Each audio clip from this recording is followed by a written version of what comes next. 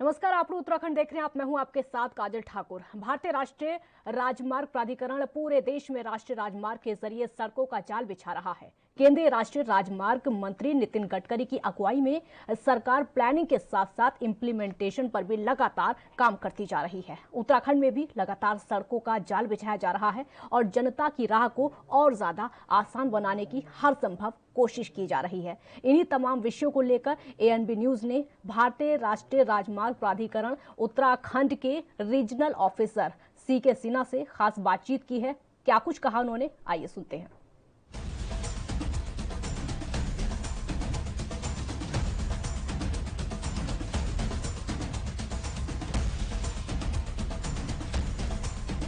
भारत सरकार के निर्देश के तहत एनएचएआई में बहुत तेजी से उत्तराखंड में काम हो रहा है।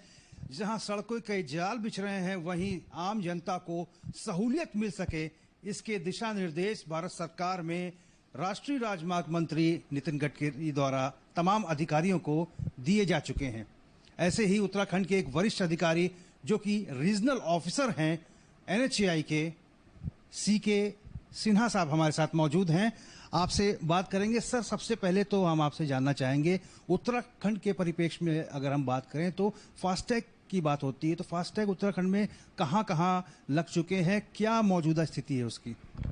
फास्टैग एक डिजिटल सोर्स है टोल कलेक्शन करने का, और हमारे उत्तराखंड में जो एनएचएआई के प्रोजेक्ट है, इन प्रोजेक्ट पे 10 जगह जो हमारे टोल कलेक्शंस हो रहे हैं, टोल प्लाजा चालू हैं रोड बनने के बाद, और इन सभी टोल प्लाजा पे फास्टैग इम्प्लीमेंट कर दिया चुका है, क्योंकि 15 फरवरी को जो है ये मैंडेटरी यूज हो गया था, और आज के डेट में करीब 96% जो टोल का पेमेंट हो रहा है वो फास्टैग से ही हो रहा है। तो अब ये हम कह सकते हैं कि फास्टैग की जागरूकता जो है यहाँ काफी अच्छी तरह से आ गई है। उत्तराखंड के अंदर भी जो है, हमारा बगल में एक लच्छी वाला टोल प्लाजा है जो देहरादून डिस्ट्रिक्ट में ही है, उस जगह भी जो परसेंटेज ऑफ फास्टैग से जो कलेक्शन है वो करीब 95 से 96% है। अच्छा सर, कल एक महत्वपूर्ण बात मुख्यमंत्री पुष्कर सिंह धामी ने कही, कार्यकर्ताओं को, अपने पार्टी के कार्यकर्ताओं को संबोधित करते हुए उन्होंने कहा कि अब दिल्ली से देहरादून मात्र 2 से ढाई घंटे में जनता पहुंच जाएगी। तो ऐसा कौन सा प्रोजेक्ट है जिसपे एनएचएआई के तहत काम हो रहा है?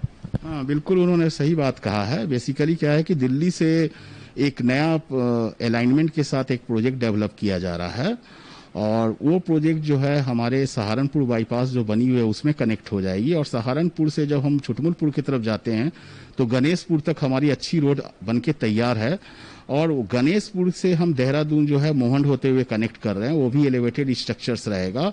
और ये सारे हाईवे जो एक्सेस कंट्रोल है, मीन्स इस हाईवे में साइड से कोई उसी लेवल पे कोई भी क्रॉसिंग नहीं होगा, तो जो डिजाइन स्पीड होगी गाड़ी की कम से कम 120 की मैक्सिमम स्पीड मिलेगी। तो इस स्पीड एक्सेस कंट्रोल होने के कारण जो है ये समय में काफी बचाव हो गया, और बिल्कुल जो है 2 घंटे से 3 घंटे के बीच में आप देहरादून दिल्ली से पहुंच जाएंगे। अच्छा सर, एक बहुत महत्वपूर्ण सवाल है कि कोविड पैंडेमिक के बीच में देश भर में ऑक्सीजन प्लांट लगाए जा रहे हैं। ऐसे में एनएचएआई को एक बहुत महत्वपूर्ण जिम्मेदारी दी गई है। कुछ इंफ्रास्ट्रक्चर उस ऑक्सीजन प्लांट के लिए आप लोग डेवलप कर रहे हैं, बना रहे हैं। ऐसा क्या आप लोग उसमें सहयोग दे रहे हैं? हाँ, ये बिल्कुल बेसिकली क्या है, कोविड के दौरान जो ऑक्सीजन की सबसे ज्यादा आवश्यकता, खासकर जब सेकेंड वेव आई उसमें महसूस हुई कि भाई ऑक्सीजन की कमी होने लगी। तो इसको देख के देश में एक ऐसा हुआ कि भाई जितने भी अस्पताल हैं, जहां भी हैं, वहां पे ऑक्सीजन प्लांट्स लगाया जाए। बट प्लांट लगाने के लिए पहले एक इंफ्रास्ट्रक्चर तैयार करना होता है, जिसमें कि एक फाउंडेशंस बनानी होती है, सिविल वर्क करनी होती है, इलेक्ट्रिकल वर्क्स करनी होती है। तो उसकी जिम्मेदारी जो है एनएचएआई को दिया गया कि भाई एनएचएआई जो है बहुत फास्ट रोड का काम करती है, तो ये भी काम बहुत फास्ट करेगी। तो हमारे उत्तराखंड में भी हमने जैसे 6 जगह पे जो है प्लांट बनाया, जैसे कोरोशन हॉस्पिटल है, दून हॉस्पिटल है, फिर जॉली ग्रांट हॉस्पिटल है, रुड़की में एसडीएस हॉस्पिटल है, काशीपुर है। यहाँ भी हमें ये बोला गया कि भाई आपको 2 से 3 वीक में बनाना है, और बिल्कुल हमने 2 से 3 वीक के अंदर सारी प्लांट की जितनी इंफ्रास्ट्रक्चर तैयार करनी थी, हमारे प्रोजेक्ट डायरेक्टर बिल्कुल मेहनत के साथ वहाँ काम किए और उन्होंने जो है 2 से 3 वीक के अंदर जो है ये प्लांट्स बना दिया, और वहाँ पे प्लांट सुचारू रूप से अब चालू भी हो गई है। तो इसमें यहाँ ही नहीं, पूरे भारतवर्ष में NHAI के अधिकारियों को ये मैंडेट दिया गया और हम बिल्कुल सफल तरीके से बिल्कुल ये काम कर लिए। एएनबी न्यूज की तरफ से आपको भविष्य की योजनाओं के लिए बहुत सारी शुभकामनाएं। बिल्कुल, भविष्य में जैसे अभी NHAI में हम करीब 6-7 प्रोजेक्ट्स द्वारा इस फाइनेंशियल ईयर में नए अवार्ड्स करेंगे, और जो प्रोजेक्ट्स जैसे एक हरिद्वार में हम बाईपास और रिंग रोड बनाएंगे, उसके अलावा पोंटा साहब से लेके देहरादून कनेक्टिविटी, मसूरी कनेक्टिविटी, और फिर रुद्रपुर में रिंग रोड बाईपास, हल्द्वानी में बाईपास। तो इसी फाइनेंशियल ईयर में जो है हमारा टारगेट है। ये सारी प्रोजेक्ट परियोजनाएं की स्टडी चल रही है, प्री कंस्ट्रक्शन चल रही है, लैंड एक्विजिशन भी हो रही है, कुछ परियोजनाएं अवार्ड स्टेज में भी हैं।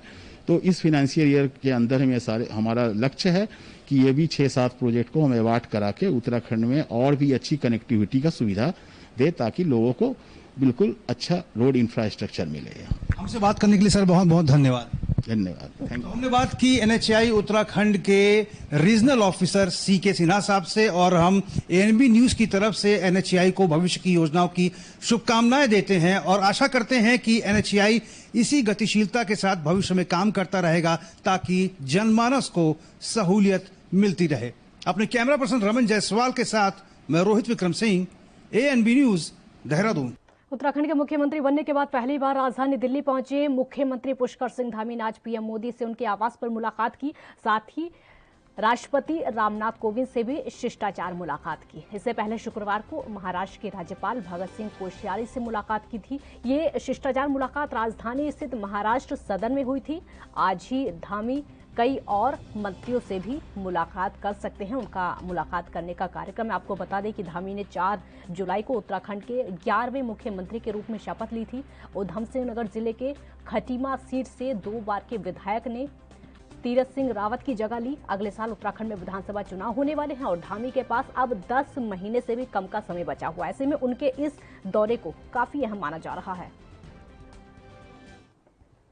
और वहीं मत्स्य पालन दिवस के मौके पर रुड़की के मंगलौर मत्स्य मंडी पहुंची कैबिनेट मंत्री रेखा आर्य का जोरदार स्वागत किया गया। मंगलौर मत्स्य मंडी में एक कार्यक्रम का आयोजन किया गया, जिसमें लोगों को मछली पालन के रोजगार को बढ़ावा दिए जाने पर जोर दिया गया। गोष्ठी में पहुंची कैबिनेट मंत्री रेखा आर्य ने बताया कि मछली पालन को स्वरोजगार के रूप में बढ़ावा देना मुख्य उद्देश्य है। सरकार किसानों की दोगुनी आय के लिए लगातार प्रयास में है। मत्स्य पालन में किसानों को लाभ देने के लिए विभाग हर संभव प्रयास कर रहा है। मछली पालन वाले जितने भी लोग हैं, लोगों को उनके क्षेत्र में ही मौजूद मत्स्य मंडी में मछली को खरीदा जाएगा, जिससे मछली पालकों को मछली का व्यापार करने के लिए बाहर ना जाना पड़े, उनको मंडी से ही उचित मूल्य मिल सके। साथ ही सरकार मछली पालकों के लिए मछली बीमा भी शुरू करने जा रही है, जिससे मछली पालकों को कोई घाटा ना सहना पड़े। बड़ा ही विशेष है और आज के दिन जो है राष्ट्रीय मत्स्य पालक दिवस के रूप में हम सब लोग सेलिब्रेट करते हैं। मुझे इस बात की प्रसन्नता है कि जब 2017 से मुझे मत्स्य विभाग की जिम्मेदारी मिली, तो तब से लेकर अब तक जो है हम लोग लगातार इस वर्ष को विशेष दिन के रूप में हम लोग सेलिब्रेट करते आ रहे हैं। इससे पहले हम देखते हैं कि मत्स्य विभाग जो है एक तरीके से नगण्य विभागों में गिना जाता था, लेकिन 17 के बाद से भारतीय जनता पार्टी ने पूरे फोकस होके जिस प्रकार से मत्स्य उत्पादन को लेकर हम जैसे कह रहे हैं किसानों की आय हम दुगनी करेंगे, तो उसमें मत्स्य पालन भी है, पशुपालन भी है और कृषि भी है। ये तीनों चीज़ों को जो किसान अपनाएगा, निश्चित रूप से जो है हम दुगनी आय की जो परिकल्पना कर रहे हैं वो पूर्ण होती है। तो आज महत्वपूर्ण दिवस है। इस महत्वपूर्ण दिवस के अवसर पर मैं यही कहूँगी कि हम लोगों ने लगातार प्रयासों से जो एक समय हुआ करते थे, हमारे जो पूरे प्रदेश भर में मत्स्य पालक हुआ करते थे, वर्ष 2000 मैं 16-17 की बात करती हूँ तो 3000 के करीब हमारे हुआ करते थे। आज हम 17 से लेकर अभी तक की बात करते हैं तो लगभग 20,000 के करीब जो है हमारे मत्स्य पालक हो गए हैं। लोगों ने अब इसको स्वरोजगार के रूप में अपनाया है। अब इसे कोई छोटा व्यक्ति या ग्रामीण व्यक्ति ही इसका व्यवसाय नहीं कर रहा है, बल्कि अब इसे धनाढ़ लोग भी जो है इस और अपने इसको व्यवसाय के रूप में अपनाया है। यदि आज हम कोरोना के समय की बात करते हैं तो यदि कोई व्यवसाय फला फूला है, चाहे वो तो वो उसमें एक डेयरी सेक्टर भी है, उसमें मत्स्य सेक्टर भी है, उसमें पशुपालन सेक्टर भी है। तो लगातार जो है मैं कह सकती हूँ कि हमारे मत्स्य पालक मत्स्य उत्पादन भी कर रहे हैं और निश्चित रूप से जिस प्रकार से भारत सरकार ने मत्स्य विभाग को कृषि विभाग से अलग किया, मत्स्य और पशुपालन के लिए अलग से एक मंत्रालय बनाया और साथ साथ में पहले हम लोगों ने ब्लू रेवोल्यूशन के माध्यम से काम किया, अब जो है हम जो है प्रधानमंत्री मत्स्य संपदा योजना के माध्यम से हम लोग काम कर रहे हैं। तो ये पूरी कोशिश है कि हमारे मत्स्य पालकों का इंफ्रास्ट्रक्चर जो होना चाहिए वो बेहतर हो सके। आज हम लोग बहुत अधिक मात्रा में जो है ऑक्सीजन जनरेटर हो गया है। बाजपुर के चक्करपुर गांव में कैबिनेट मंत्री अरविंद पांडे ने करोड़ों रुपए की लागत से बनने वाले रेलवे अंडरपास का शिलान्यास किया है। इस दौरान उन्होंने क्षेत्र के लोगों को जल्द ही रेलवे अंडरपास का कार्य पूरा होने की बात कही।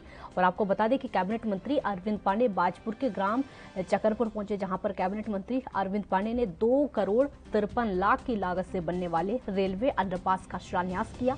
कैबिनेट मंत्री के कार्यक्रम के दौरान सोशल डिस्टेंसिंग और कोविड-19 के जितने भी नियम हैं वहां पर पालन करते हुए तो लोग नजर आए, लेकिन कहीं ना कहीं धज्जियां भी उड़ाई गईं।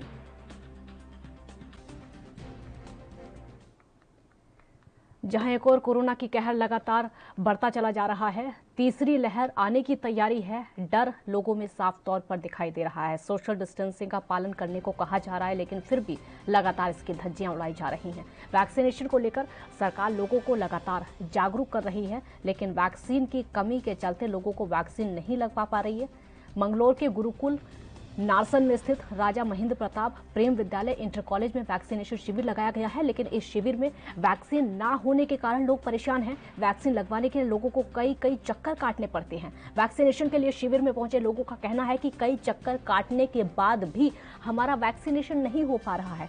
लेकिन वहीं चिकित्सा अधीक्षक का कहना है कि 2 दिन से वैक्सीन की कमी है, जिसके बारे में उच्च अधिकारियों को अवगत करा दिया गया है। जल्द ही वैक्सीन की कमी पूरी हो जाएगी। यहाँ से राजा महेंद्र प्रताप इंटर कॉलेज में आए, तीसरा चौथा चक्कर है हमारा। यहाँ पे कोई वैक्सीन कोई सुविधा नहीं है, ना यहाँ कोई डॉक्टर है। अब पता कराते उसमें अस्पताल में जाकर तो यहाँ कोई उन्होंने कहा कि वैक्सीन खत्म हो चुकी। तो आम आदमी सब परेशान है, आदमी बाहर से भी आ रहे, तो उन्हें कोई यहाँ वैक्सीन मिल नहीं रही भाई। बिल्कुल कोई सुविधा है नहीं यहाँ से भाई। देखो खाली पड़ा, डॉक्टर कुछ नहीं आया। नमस्कार, मैं राजा महेंद्र प्रताप इंटर कॉलेज में आया था वैक्सीन लगवाने के लिए। वैक्सीन यहाँ खत्म हो रखी है। आज मेरा ये 5वां चक्कर है, लेकिन वैक्सीन नहीं है। तीसरा चौथा दिन हो गया मुझे आते हुए, वैक्सीन नहीं हो रही यहाँ से। और आसपास के अस्पतालों में जाकर मैंने पता करा, वहाँ भी वैक्सीन नहीं मिल रही। स्वास्थ्य विभाग वाले कह रहे हैं कि पूरे हरिद्वार जिले में वैक्सीन खत्म है और सरकार दबाव बना रही है, वैक्सीन लगाओ। लालकुआं में नगर कांग्रेस कमेटी कार्यालय में एक बैठक आयोजित की गई, जिसमें आगामी विधानसभा चुनाव में सोशल मीडिया के माध्यम से कैसे कांग्रेस पार्टी का प्रचार प्रसार किया जा सके, इस पर रणनीति तय की गई। जिसमें पहुंचे पटना और छत्तीसगढ़ से वरिष्ठ कांग्रेस नेताओं ने दिशा निर्देश देते हुए कहा कि व्हाट्सएप, फेसबुक, ट्विटर समेत कई सोशल मीडिया प्लेटफॉर्म पर उत्तराखंड में कांग्रेस के प्रचार प्रसार के माध्यम से आगामी चुनाव की रणनीति तय करते हुए मिशन 2022 को फतेह करने की तैयारी की जा रही है, जिसमें रणनीति के तहत राज्य और केंद्र की विफल योजनाओं को भी प्रदर्शित किया जाएगा। कांग्रेस पार्टी काफी सीरियसली लड़ने का प्रयास कर रही है। इस प्रयास के एक कड़ी के रूप में यूथ कांग्रेस के लोग, महिला कांग्रेस के लोग और हम लोग आईटी सेल के तरफ से आए हैं।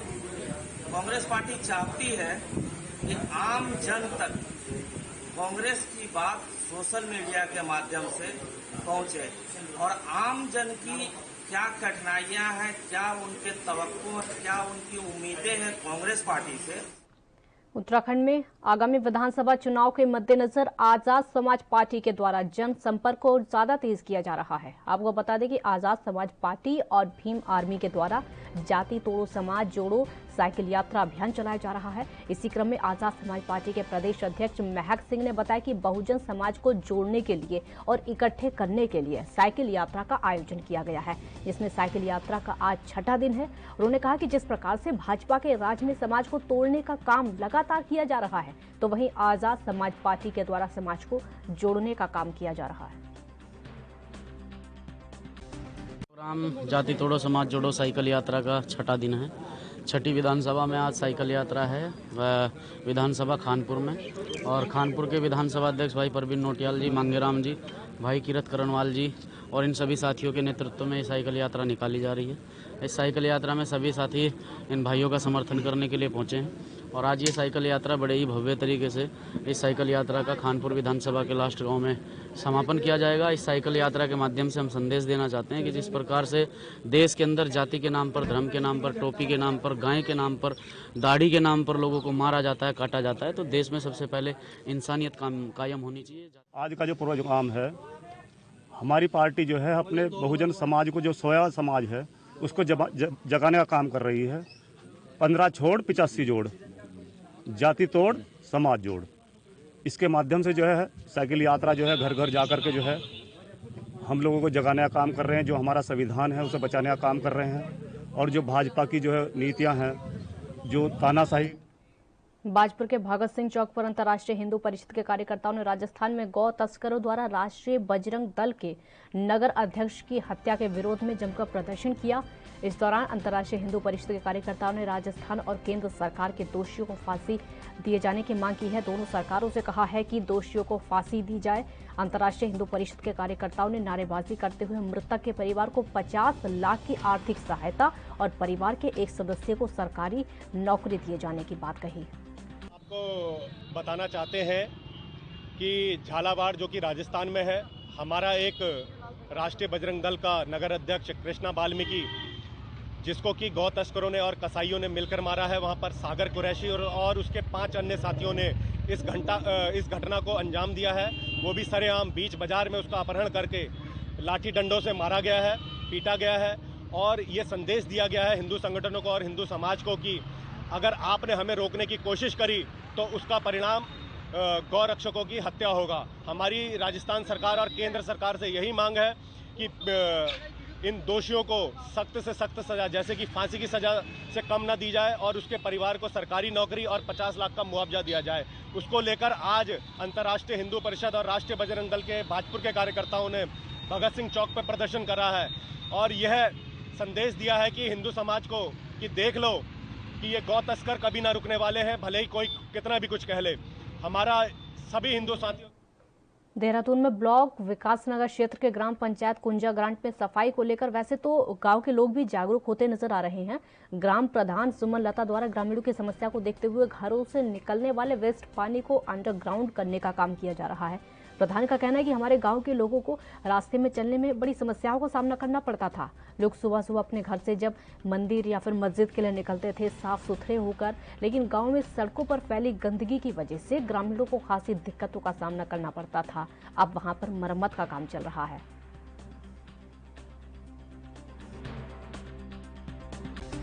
जी, हमारे गांव में अभी जो विकास कार्य चल रहे हैं वो 15वें वित्त से चल रहे हैं। आप किस प्रकार का कार्य कर रहे हैं?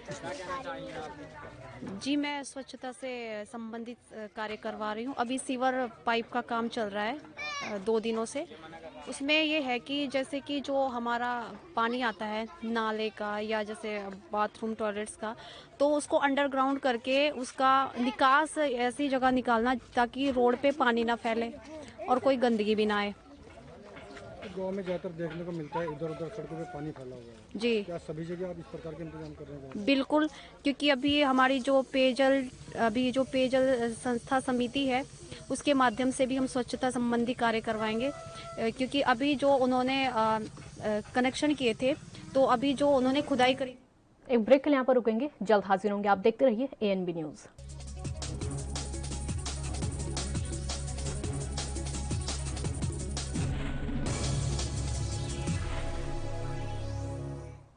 ब्रेक के बाद एक बार फिर स्वागत है आपका। लखनऊ की तस्वीरें सीधे आपको दिखाते जहां उत्तर प्रदेश के मुख्यमंत्री योगी आदित्यनाथ प्रेस कॉन्फ्रेंस कर रहे हैं। माननीय प्रदेश अध्यक्ष जी मुख्यमंत्री जी का स्वागत करेंगे।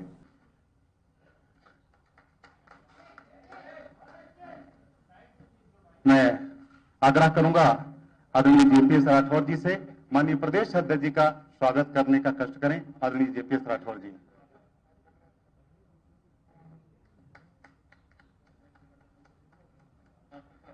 मैं आग्रह करूंगा JPS राठौर जी से माननीय उप मुख्यमंत्री जी का स्वागत करने का कष्ट करें। माननीय बंसल जी का हम सब हृदय की गहराइयों से स्वागत अभिनंदन करते हैं। मैं इस अवसर पर आग्रह करूंगा अपने भारतीय जनता पार्टी के यशस्वी प्रदेश अध्यक्ष आदरणीय स्वतंत्र जी से कि अपने प्रेस में उपस्थित सभी पत्रकार बंधु माननीय मुख्यमंत्री जी का स्वागत करते हुए विषय रखने का कष्ट करें। माननीय स्वतंत्र जी।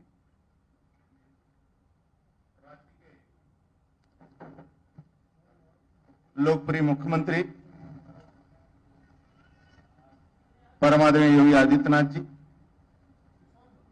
हमारे उप मुख्यमंत्री डॉक्टर दिनेश शर्मा जी, हमारे दूसरे उप मुख्यमंत्री डॉक्टर केशव प्रसाद जी दिल्ली में रहने के कारण नहीं आ पाए। हम सबके बीच में महामंत्री संगठन आदरणीय सुनील बंसल जी, श्री गोविंद शुक्ला जी, जेपीएस राठौर जी। ये जो जीत राज्य में मिली है, आदरणीय मोदी जी की लोकप्रियता, उनकी जन कल्याणकारी योजना, राज्य के लोकप्रिय मुख्यमंत्री आदरणीय योगी आदित्यनाथ जी का जन कल्याणकारी योजना, उनकी नीतियां गांव, गरीब, किसान, गांव के लोगों ने स्वीकार किया है। चुस्त दुरुस्त कानून व्यवस्था, राज्य के अंदर पहले की जो सरकारें थी और उस सरकार गुंडागर्दी और भ्रष्टाचार के कारण हटी थी, आज आदरणीय योगी जी के नेतृत्व में भ्रष्टाचार मुक्त राज्य, और घर में बैठी बेटी भी कहती है कि राज्य में 12 बजे भी मैं किसी सड़क पर निकल सकता हूं, किसी गुंडे की हैसियत नहीं कि मुझे छेड़ दे। यदि किसी ने गलती कर दिया फिर वह बचता नहीं है, उसको जेल ही मिलता है और कानून का डंडा चलता है। यानी किसी गुंडे को माफ नहीं है योगी सरकार में। इसलिए राज्य के अंदर आदरणीय योगी जी की लोकप्रियता जो राज्य के अंदर है, गांव, गरीब, किसान, झुग्गी झोपड़ी इंसान, आदिवासी, वनवासी का जो कल्याण हुआ है, उसका परिणाम है कि राज्य के अंदर बहुमत से हम लोग, और एक तरह कहा जाए बम्पर जीत भारतीय जनता पार्टी को मिली है। मैं हृदय से जन सामान्य लोगों को, राज्य के सभी लोगों का हृदय से मैं शीश झुकाकर प्रणाम करता हूं, स्वागत करता हूं, और राज्य के परिश्रमी कार्यकर्ताओं का कठिन परिश्रम, जो परिश्रम की पराकाष्ठा की है, ऐसे सभी कार्यकर्ताओं का हृदय से स्वागत करता हूं, वंदन करता हूं। आदरणीय योगी जी का भी हृदय से वंदन, स्वागत करता हूं। आदरणीय योगी जी से आग्रह करता हूं कि आगे की कार्रवाई शुरू करें।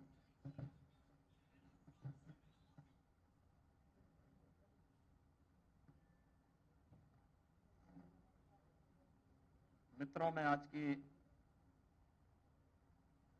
इस पीसी में आप सबका हृदय से स्वागत करता हूं। आदरणीय प्रधानमंत्री जी के मार्गदर्शन में, उनकी प्रेरणा से जो मंत्र आदरणीय प्रधानमंत्री जी ने आज से 7 वर्ष पहले इस देश को सबका साथ सबके विकास के रूप में दिया था,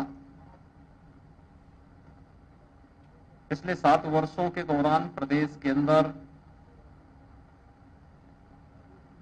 और पिछले 4-4.25 वर्ष के दौरान प्रदेश सरकार के द्वारा गांव, गरीब, किसान, नौजवान और समाज के प्रत्येक तबके के लिए जो योजनाएं बनाई गई, ईमानदारी पूर्वक बिना भेदभाव के समाज के प्रत्येक तबके तक उन योजनाओं को पहुंचाने का कार्य हुआ।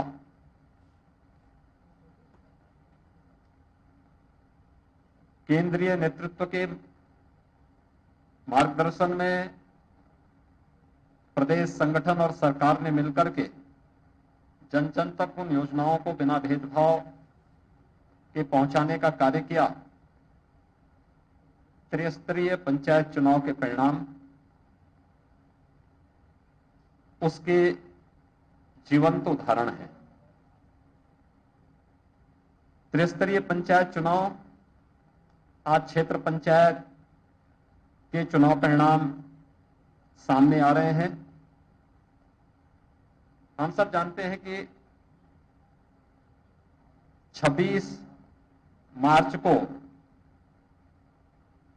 अधिसूचना जारी हुई थी और उसके बाद 4 चरणों में 15 अप्रैल, 19 अप्रैल, 26 अप्रैल और 29 अप्रैल को ये चुनाव संपन्न हुए थे,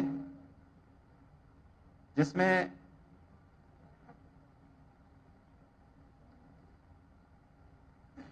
ग्राम पंचायत के लिए 58,189 में से 58,176 पे चुनाव संपन्न हुए थे। क्षेत्र पंचायत के 75,852 में से 75,852 क्षेत्र पंचायत के चुनाव संपन्न हुए।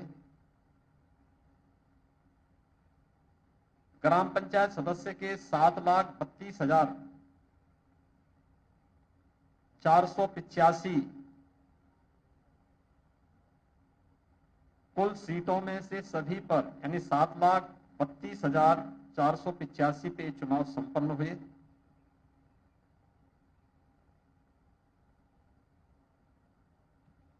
क्षेत्र पंचायत प्रमुख के 826 में से 825 में आज चुनाव संपन्न हुए हैं। मतगणना अपने अंतिम चरणों में चल रही है।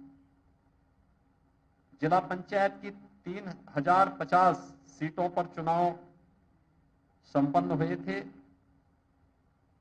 जिनमें से 75 जिला पंचायत अध्यक्षों का चुनाव अभी हाल ही में विगत सप्ताह संपन्न हुए हैं।